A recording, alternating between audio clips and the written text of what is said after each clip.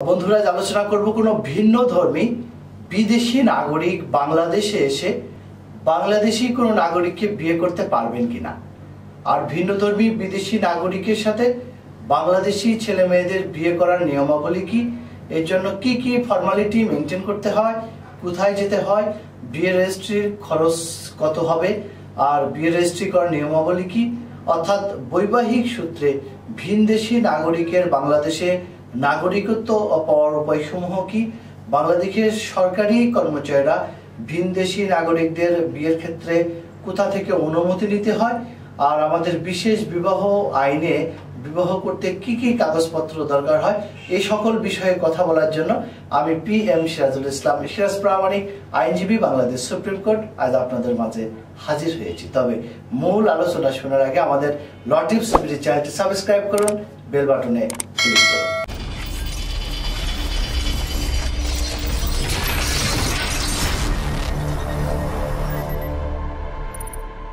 পত্রিকার পাতা খুললেই আমরা কিন্তু প্রায় দেখতে পাই যে প্রেমের টানে হাজার হাজার মাইল পথ পাড়ি দিয়ে সুদূর আমেরিকা অথবা পৃথিবীর অন্য কোনো দেশ থেকে অমুক ব্যক্তি বাংলাদেশে এসেছে।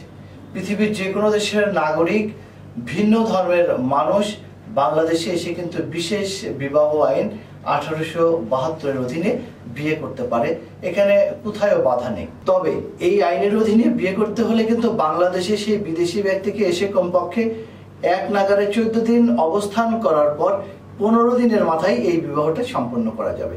এর জন্য প্রয়োজন বিদেশি নাগরিকের পাসপোর্ট এবং বাংলাদেশি নাগরিকের জাতীয় পরিচয়পত্র অর্থাৎ NID কার্ড অথবা জন্ম সনদ অথবা SSC পাকের সনদ, শুধুমাত্র বয়স প্রমাণের জন্য উভয় পক্ষের পাসপোর্ট সাইজের ছবি এবং 3 জন সাক্ষী, এতেই হয়ে যাবে এই বিশেষ বিবাহ আইনে বিবাহটা।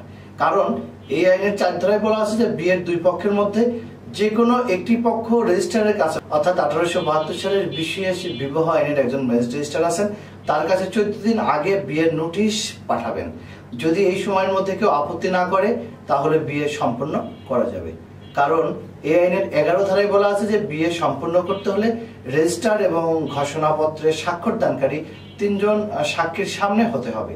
আর বিয়ের দুই পক্ষ রেজিস্ট্রার এবং 3 জন সাক্ষীর সামনে ঘোষণা দেবে যে আমি অমুককে আইনত স্বামী বা স্ত্রী হিসেবে গ্রহণ করছি।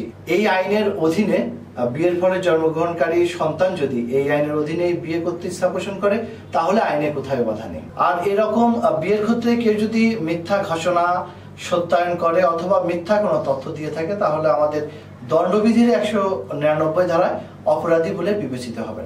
আর বাংলাদেশে যারা সরকারি চাকরি করেন তাদের উদ্দেশ্যে বলছি যে আপনারা ভিন দেশের কোনো নাগরিককে বিয়ে করতে চাইলে কিন্তু রাষ্ট্রপতির কাছে আবেদন করতে হয় অনুমতি নেওয়ার জন্য, এমনকি বিয়ের আশ্বাস দেওয়ার আগেও রাষ্ট্রপতির অনুমতি থাকতে হবে।